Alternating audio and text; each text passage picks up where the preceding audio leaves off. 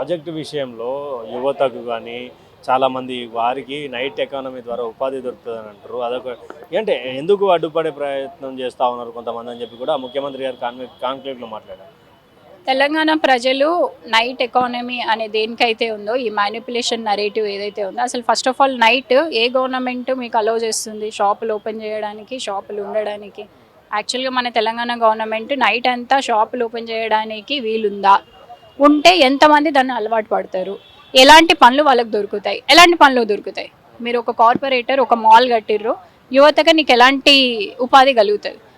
యువతకి ఎలాంటి ఉపాధి కలగాలి? గవర్నమెంట్ జాబులు కావాలి, ఒక డిగ్నిటీ జాబ్ కావాలి. అంతేగాని నువ్వు మాల్స్ కట్టి అన్నీ కట్టి దాంట్లో ఏదో లేని జాబ్ ఇస్తే అది ఉద్యోగాలు అనే పేరుతోటి, నైట్ ఎకానమీ అనే పేరుతోటి వాళ్ళకి వచ్చే చాలని జీతం ఓ 15,000 30,000కి మళ్ళీ వాళ్ళు వెళ్ళి ర్యాపిడో నడుపుకునే పరిస్థితి ఈరోజు కదా. మరి ఏం నైట్ ఎకానమీ ఇది? అసలు అసలు క్రియేట్ అవుతుందా? ఫస్ట్ ఆఫ్ ఆల్ మీరు చాలా బాగా అనలైజ్ చేస్తే what is night economy? Night economy అంటే ఏంటి? నువ్వు రాత్రిపూట షాపులన్నీ ఓపెన్ చేస్తావు, ఏదో ఎగ్జిబిషన్ లాగా ఉంటుంది. నైట్ వెళ్తారా ప్రజలు? మరి అసలు మన కల్చరల్లో, మన తెలంగాణ కల్చరల్లో అలాంటి ఒక సిస్టమ్ ఉందా? కరెక్ట్. అసలు అంత టైం ఉంటుందా ప్రజలకి? సరే వెళ్ళారే అనుకో, ఎంత జనాభా? Just for the name sake of it, ఒక అంటే డబ్బు అనగానే పడిపోతారు అనే ఒక దోహదతో నువ్వు మ్యానిపులేట్ నరేటివ్ని బిల్డ్ చేయడం అనేది కరెక్ట్ కాదు. అంటే ఇక్కడ అడ్డం వస్తే తొక్కుకుంటా పోతా అంటూ కూడా పొంగులేటి శ్రీనివాసరెడ్డి గారికి మంత్రి గారికి ఆడ టెండర్ ఇచ్చినటువంటి పరిస్థితి. అది వేరే వాళ్ళ పేరు మీద మైనర్గా ఉన్నటువంటి మళ్ళీ మేజర్ అయ్యారు. తర్వాత ఎస్టీబీలు పొంగులేటి అంటే ఈ తొక్కుకుంటా పోతా అనే వాడు మూసి అభివృద్ధి విషయంలో మాట్లాడుతూ ఉన్నారు. ఎలా చూడొచ్చు దీన్ని? ఆ పొంగులేటికి ఈ టెండర్ రావడం ఎలా చూడొచ్చు? దట్స్ దేర్ ఫేవరిజం కదా. క్లియర్ కట్గా అర్థమవుతుంది నువ్వు ఎవరికి ఫేవర్ చేస్తున్నావు. ప్రజలేమీ అంత చూడకుండా కళ్ళు మూసుకొని లేరు, అందరూ చూస్తున్నారు. కొంచెమైనా వాళ్ళకి తెలుస్తుంది కదా. దిస్ ఈస్ కాల్డ్ ఫేవరిజం ఒకళ్ళు కైండ్. అండ్ ఈ తొక్కుకుంటా పోతా అనేది ఒక సీఎం మాట్లాడాల్సిన మాటలు కాదు కదా. నువ్వు అసలు what kind of thing is this? నీకు ఒక ఫ్యాన్ బేస్ ఉంది, ఒక యువత నిన్ను ఫాలో అవుతుంది, ఇష్టం వచ్చినోడిని తొక్కుకుంటూ పోతా, అడ్డొస్తే చంపేస్తా నరికేస్తా అనే మాటలు ఏవైతే ఉన్నాయో నువ్వు ఏం క్రియేట్ చేస్తున్నావు? అంటే నిన్ను చూసే యువతకి నిన్ను చూసి వాళ్ళు కూడా అట్లా తయారయ్యే అవకాశం ఉంటుంది కదా. Is this a language that CM has to be speak, right? ఇలాంటి మాటలే సీఎం మాట్లాడేది. You are chief minister of Telangana and you have to speak with the dignity, you have to speak consciously. మిమ్మల్ని చూసి కొన్ని కోట్ల మంది ఫాలో అవుతున్నప్పుడు నువ్వు ఎలాంటి మాటలు మాట్లాడుతున్నావు అనేది చాలా జాగ్రత్తగా మాట్లాడాలి. నువ్వు తొక్కుకుంటూ పోతా, లేకపోతే బండ్లు ఎక్కిస్తా, బుల్డోజర్లు ఎక్కిస్తా అంటే ప్రజలు కూడా ఏం చేయాలో అదే చేస్తారు. అంటే ఇప్పుడు పొంగులేటి శ్రీనివాసరెడ్డి గారికి రావడానికి కారణం ఏమంటారు? అంటే ఎస్టీబీలు అంటే ఒక హై కాన్ఫిడెన్షియల్ కాంట్రాక్టర్ అని చెప్పి అక్కడ పోయిందా, లేకపోతే ఏ విధంగా ఉండొచ్చు? మేబీ అట్లానే చూడొచ్చు. Because I think he's very experience person also, like he can do it things easily, right? And also for whom he is favoring is very very important here, right? So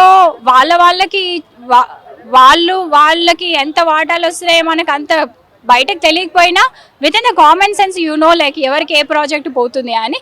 and with this we definitely know this is real estate.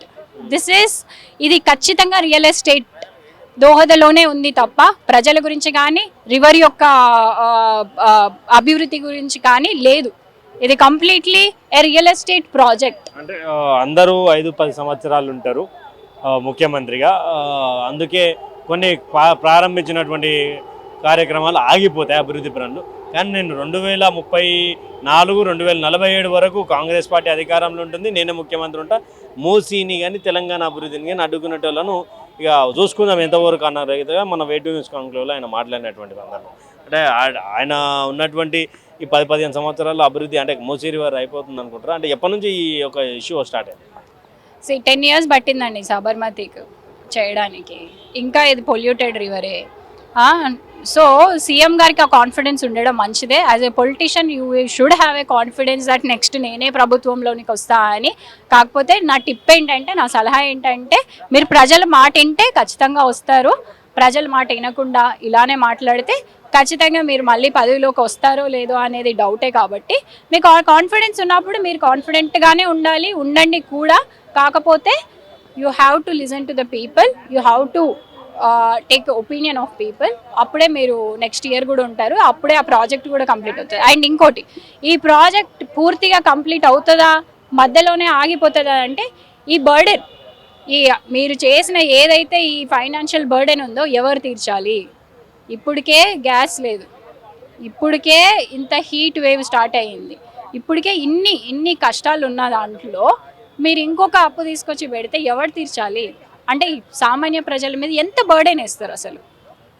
ఒకవేళ మీరు next time వస్తే ఈ ప్రాజెక్ట్ని fill చేస్తా అంటున్నారు, కానీ ఎంతవరకు economy create అవుతుంది దీనివల్ల? అసలు మా మీద ఎంతవరకు బర్డెన్ క్రియేట్ అవుతుంది? ఇదంతా చూసుకోవాలి కదా.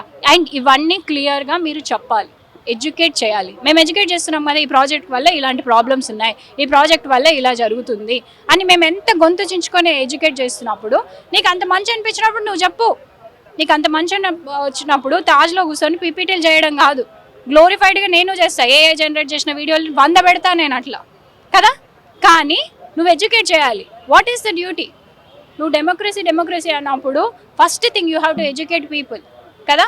ఎడ్యుకేటే చేయకుండా నా ప్రాజెక్ట్ మంచిది, నేను గ్లోరిఫై చేస్తాను, నేను బ్యూటిఫికేషన్ చేస్తా అంటే అది ఎంతవరకు correct? You educate the people or else we are educating, listen to us. ఫైనల్గా అంటే చంద్రబాబు నాయుడు తీసుకున్నటువంటి ఏదైతే కార్యక్రమం చెయ్యాలి అని ఫిక్స్ అయ్యిండో గతంలో, అంటే వాళ్ళు తర్వాత ఆయన తర్వాత ముఖ్యమంత్రులు మారారు, ఎంతోమంది రాష్ట్రం విడిపోయింది, ఇది మళ్ళీ తర్వాత మరో ముఖ్యమంత్రి, అంటే ఇంతమంది ముఖ్యమంత్రులుగా చేసినటువంటి ఉమ్మడి ఆంధ్రప్రదేశ్ తెలంగాణకు అంటే కొత్తగా మళ్ళీ ఈయన చేస్తారు అనేది ఏమన్నా అంటే ఎలా చూడొచ్చు దీంట్లో? బేసికల్లీ ఏంటంటే ప్రతి ప్రభుత్వంకి ఒకటే ఒక సోర్స్ ఏంటి దోచుకోవడానికి అంటే మన దగ్గర ఉన్న రివర్స్. ఎవరైనా చూడండి, ఏ డిస్టిక్లో అయినా ఏ స్టేట్లో అయినా సరే వచ్చి రివర్ మీద పడ్డం అనేది చాలా కామన్ విషయం.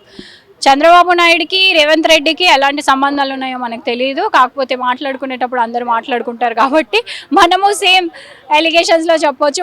వాళ్ళకి చాలా ఎప్పటి నుంచో మిత్రు సంబంధం ఉంది కాబట్టి ఆయన ఆపిన ప్రాజెక్ట్ అసెంబ్లీలో ఎప్పుడైతే నేను మూసీ నదిని ముట్టుకోను అని అన్నాడో అప్పట్లో నందనవనం అంతకు ముందు, మళ్ళీ ఈయన ప్రాజెక్ట్ని ఓపెన్ చేయడానికి రీజన్స్ ఏంటో, ఎలాంటి వాళ్ళ ఫ్రెండ్షిప్ బిల్డ్ అవుతుందో మనకు తెలీదు. But at the same time Chandrababu Naidu start చేసిండు, అప్పుడు అది ఫెయిల్ అయింది, ఫ్లడ్స్ వచ్చినాయి, అప్పుడు ఆయన స్టేట్మెంట్ ఇచ్చిండు దీన్ని నేను ముట్టుకోను అని. తర్వాత అన్ని ప్రభుత్వాలు వచ్చినాయి, మళ్ళీ స్టార్ట్ చేసిరు, మళ్ళీ ఆపేసిరు.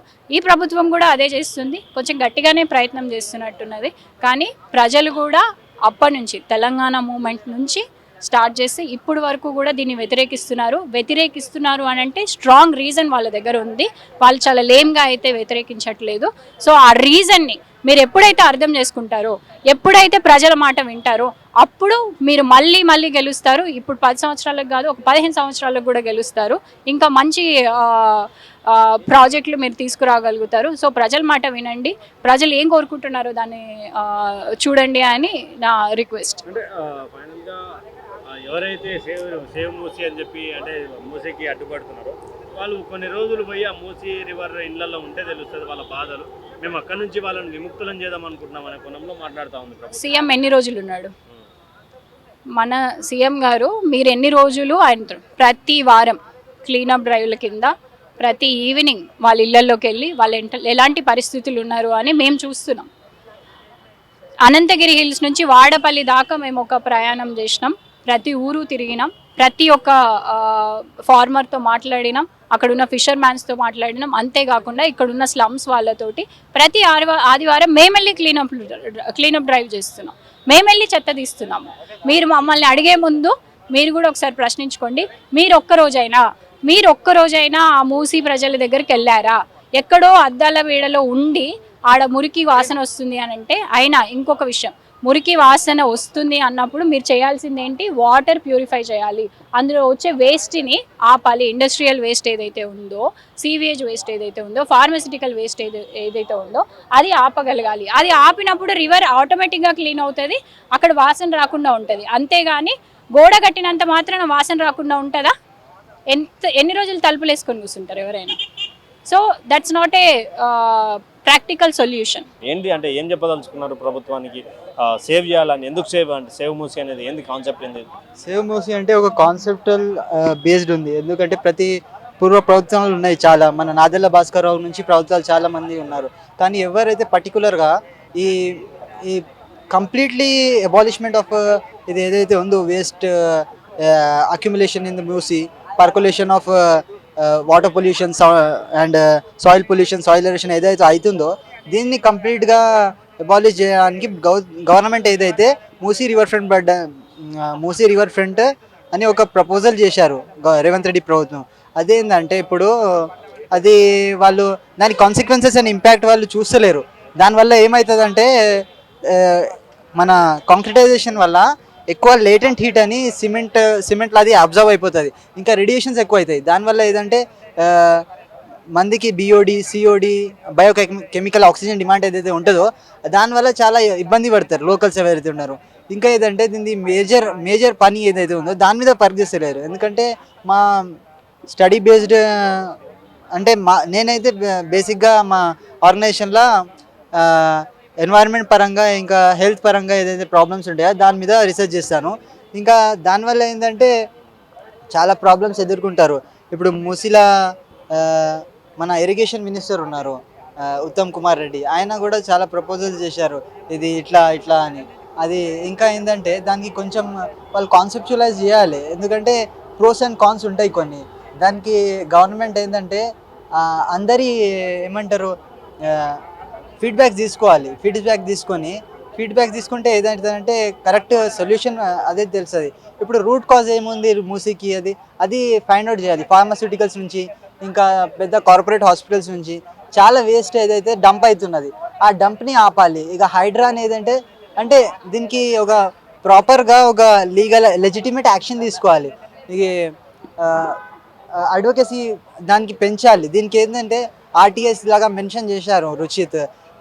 ఆర్టీఎస్కి కొంచెం ఏదంటే ట్రాన్స్పరెన్సీ ఇవ్వడం వల్ల ఏమవుతుందంటే అది ఇన్ఫర్మేషన్ ప్రజలకు రీచ్ అవుట్ అవుతుంది.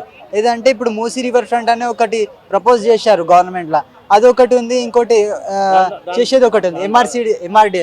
దాని ద్వారా డెవలప్మెంట్ అనేది హైదరాబాద్ నైట్ లైఫ్ అనేది ఒకటి వస్తుంది అని చెప్పి. నైట్ లైఫ్ అదే వస్తుంది, కానీ దానివల్ల కొన్ని impact and consequences adverse impacts and adverse consequences వస్తాయి.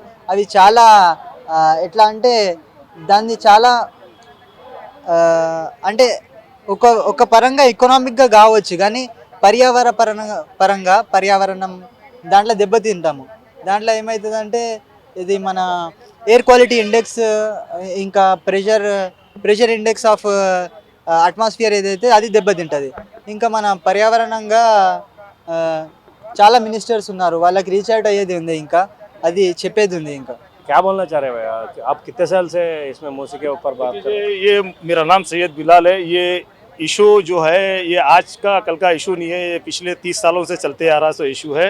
ये 97 में इसको मूसी के ऊपर स्कैम करने वाला, जन्म देने वाला और नारा चंद्रबाबू नायडू इतनी बड़ी नदी को एक नाले के अंदर कन्वर्ट करने के लिए नंदनवनम पेड़ लगा करके वो चलाया था, मगर के मूसी के आसपास के लोग उसको चलने नहीं दिए और उसका प्रोजेक्ट होने नहीं दिए।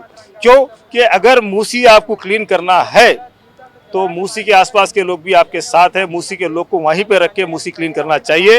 और मूसी के अंदर जो पोल्यूशन जो आ रहा है कंपनीज का वेस्टेज वाटर, उसको रोकना चाहिए सरकार को।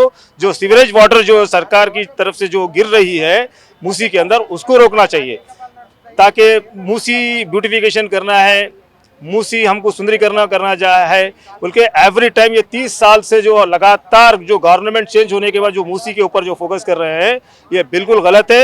ये एक मूसी एक सरकार को एक एटीएम मिल गई है, हजारों करोड़ रुपए का इसके ऊपर स्कैम हुआ है। आज तक कोई भी इसके स्कैम के लिए कोई पूछा नहीं है, इसलिए लोग जो इसको ढाल बना करके करोड़ों रुपए का स्कैम करने की कोशिश कर रही है रेवंत रेड्डी सरकार। हम नकारते हैं, हम इसको टुटकारते हैं। अगर सरकार इस तरीके के मूसी के आसपास के लोगों के घरों के पास आएंगे तो मूसी के आसपास के लोग खामोश बैठने वाले नहीं है। आपको अगर इंक्रोचमेंट निकालना है तो गंडीपेट के सराउंडिंग के अंदर, हिमायत सागर के सराउंडिंग के अंदर जितने बड़े बड़े फार्म हाउस बने हैं, जो गंडीपेट को, हिमायत सागर को जो छोटा करके जो बनाए हैं, उसको निकाल लीजिए। मूसी के आसपास के जो घर है 30 गज, 40 गज, 50 गज के ऊपर है तो कब्जेदार बोल रहे। हम रेवंत रेड्डी जी को बताना चाहते हैं, हम कब्जेदार नहीं है, हम खरीदार है। हमारे पास पूरे डॉक्यूमेंटेशन है, हम पट्टेदार से ज़मीन खरीदी हुई है। और इस ज़मीन के पास अगर रेवंत रेड्डी जी ने, अगर हम गरीबों की ज़मीन खींच करके बड़े बिल्डर्स को और बड़े बड़े कंपनीज को देने की कोशिश करेंगे तो हम रेवंत रेड्डी का भी घर से निकलना मुश्किल कर देंगे। मूसी के आसपास के लोग, मूसी के आसपास के लोग अपनी जान देने के लिए तैयार है, मगर 1 इंच सरकार को ज़मीन देने के लिए तैयार नहीं है।